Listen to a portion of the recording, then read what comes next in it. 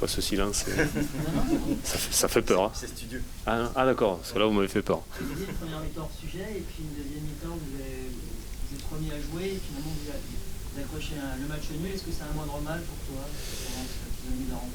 Pour te dire, je suis même pas en colère, je suis furieux sur la première mi-temps. C'est furieux. C'est une honte. J'ai eu honte sur le banc.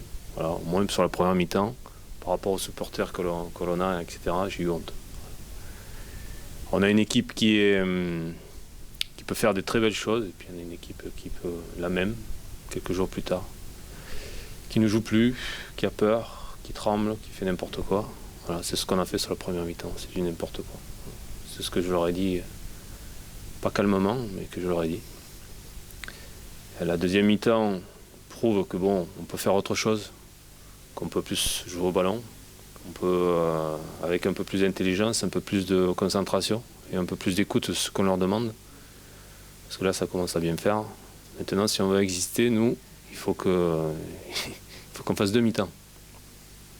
Pas une de temps en temps, et notamment à l'extérieur. Donc ça commence à bien me fatiguer. Vous comprenez que je suis un petit peu énervé par rapport à ce qui s'est passé. Après, sur le résultat à l'extérieur, on prend un point. C'est une bonne chose au niveau du résultat. Mais le contenu ne me va pas du tout. Voilà.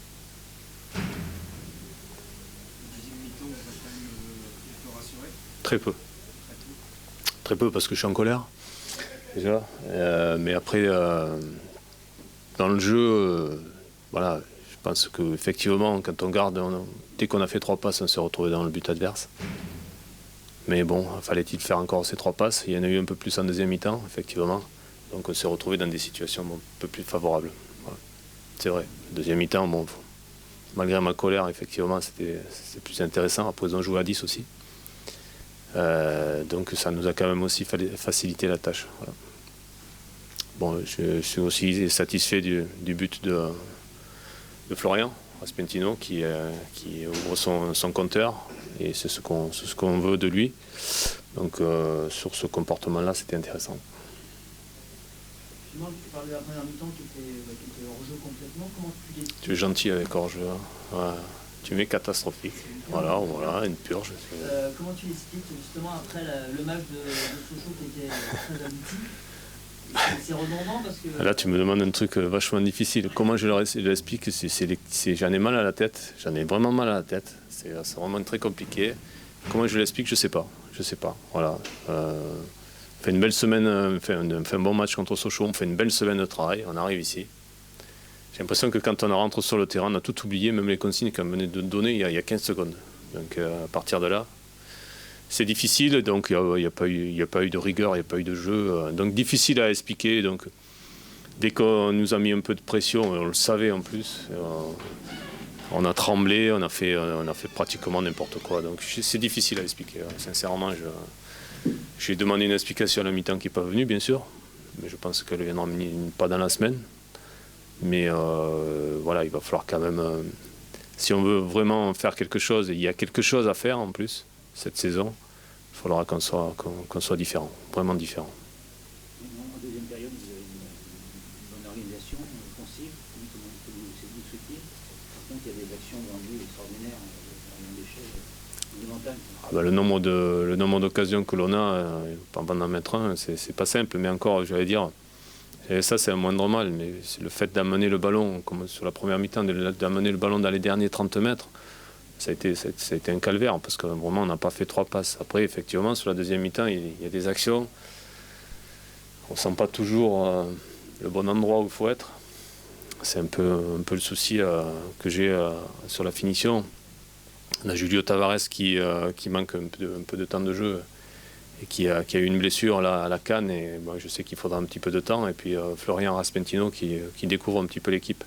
Voilà, bon, ça, on sait que là, ces petits affinements encore, on les a pas. Il va falloir quand même les trouver si on veut gagner les matchs, et c'est en gagnant les matchs qu'on restera dans les 3 premiers, quoi. Donc toutes ces occasions-là, oui, il va falloir les foutre au fond, tôt ou tard, c'est clair. C'est parce qu'on est maladroit, hein. Il faut le dire, il faut dire les choses comme elles sont. Hein. On est maladroit. Mais je pense que ça, si on a des occasions, bon, nous on est un petit peu habitué. On sait qu'on a pas mal d'occasions dans les matchs. Voilà, on les met pas toujours.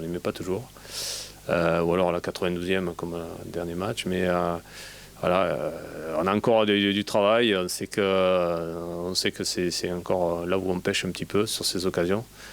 Mais sur la première mi-temps, j'aurais bien aimé avoir un peu plus d'occasions, quoi, voilà, parce que c'est notre jeu. Et voilà, c'est juste parce que c'est un problème de comportement et d'état d'esprit. Voilà, c'est ça qui m'énerve. Pour vous, c'est une absence totale du mi-temps. Ah, totalement, ouais. Mais on ne peut pas gagner si ça fait qu'une mi-temps. C'est impossible, c'est impossible. Et le manque de caractère que l'on a eu pendant ce mois de janvier, on l'a souligné, ressouligné, il ressort parfois. Voilà. Donc, puis après, notre jeu se remet petit à petit en place. Et après, on redevient efficace. Mais après, pour gagner un match comme ça, il aurait fallu faire demi-temps. Je pense qu'on aurait pu gagner un match et revenir avec les 3 points. Oui, je pense aussi. Maintenant, il faut dégager plus de force mentale, ça c'est clair. Beaucoup plus de force mentale. Et ça dépend de chaque joueur. Voilà. Merci.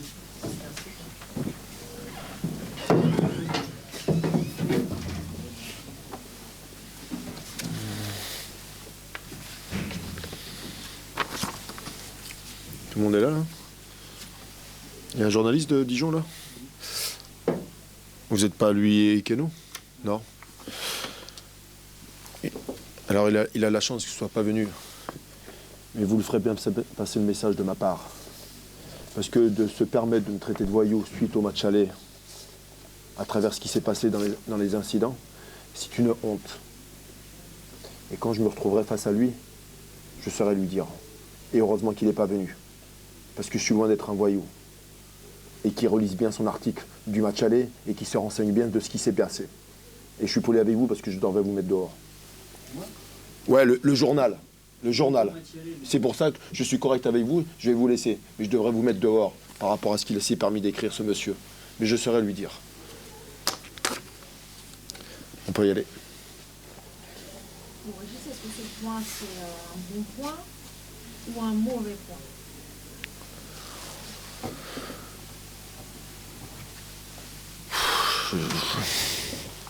Les circonstances du match. Je pense qu'on fait une très très bonne première mi-temps. On doit mener 2-0 à la mi-temps. Et on ne mène pas 2-0 à la mi-temps. Et malheureusement, après, par la suite, on ne sait pas ce qui peut s'y passer. Après, il faut reconnaître qu'on a fait une mauvaise entame de deuxième mi-temps. Dijon a mis le pied sur le ballon. Et puis, cet incident de jeu, même si ça mérite un carton jaune sur le deuxième, je ne discute pas là-dessus. Mais c'est les conséquences du premier carton qui a fait que cette décision a des conséquences graves pour nous, parce qu'on finit à 10 et on est obligé de subir. Il faut savoir que sur le premier carton, l'arbitre ne le voit sûrement pas. Ça arrive à tout le monde. Il y a corner et main dans la surface. Il siffle 6 mètres.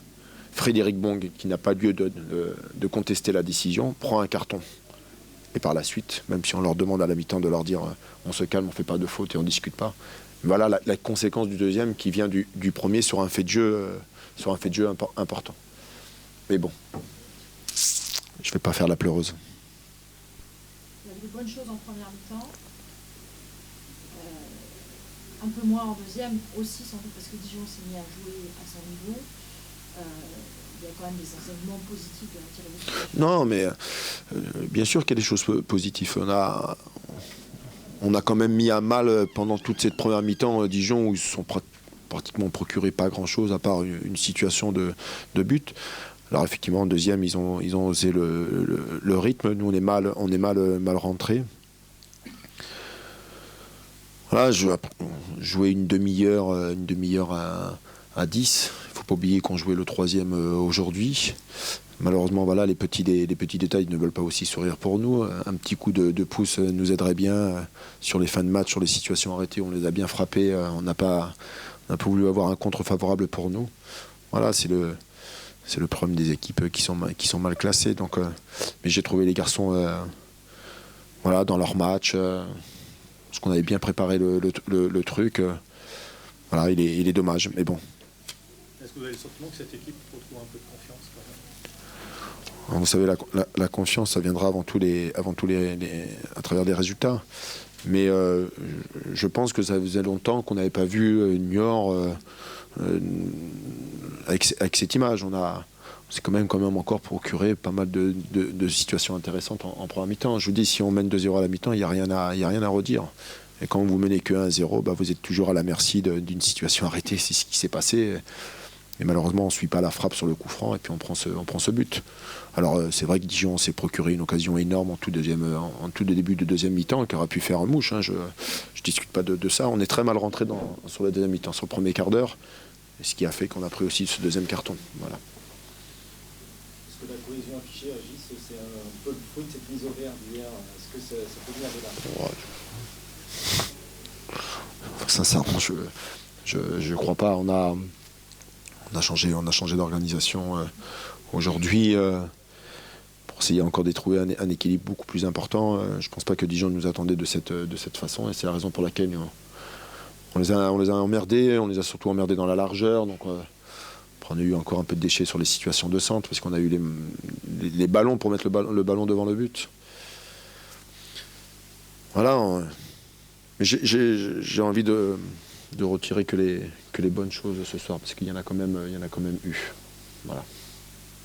Il y avait de l'envie, il y avait de l'allant, il y a eu en première mi-temps, c'était pas la même équipe contre Créteil. Il y avait, non, c'est clair, mais bon. Voilà, ça n'a pas suffi. Il a fallu marquer ce deuxième but contre de telles équipes qui sont dans le haut tableau. Oui,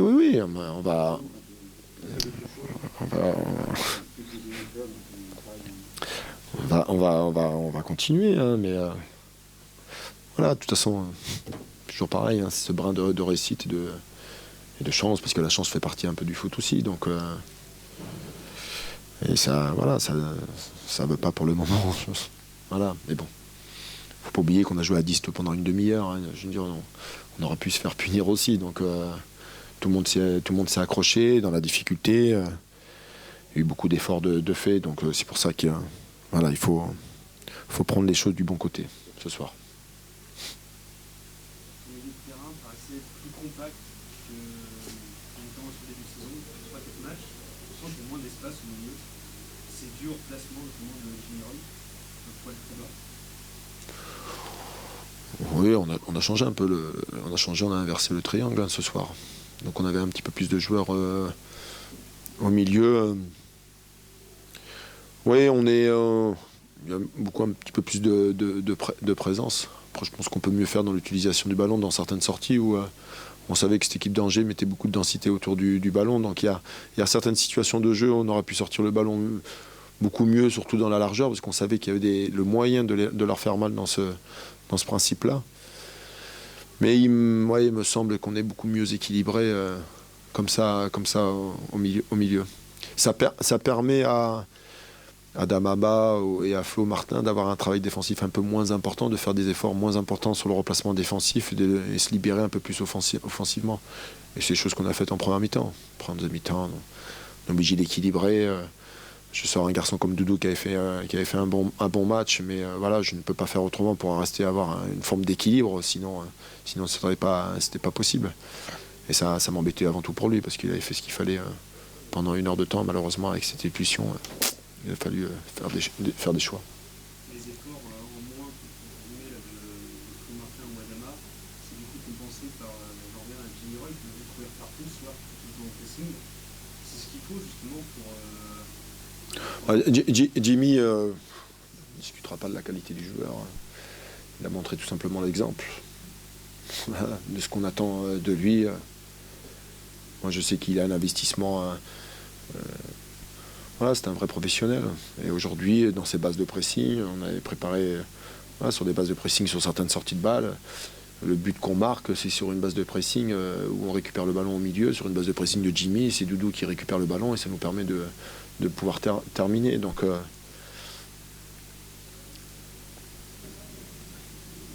voilà. Comment ? Il y a des points positifs. Oui, bien sûr qu'il y a des points positifs. Après, on est toujours à la recherche de cette victoire. Voilà. Mais voilà, Mais bon, on va pas pleurer. Hein. Il y a eu des soirées beaucoup plus catastrophiques. Et là, on va s'appuyer là-dessus. Et puis, de toute façon, je vous l'ai dit, ça se jouera jusqu'à la fin. Donc, on prend des points, on grignote. comme on peut. On fait petit écureuil, mais bon.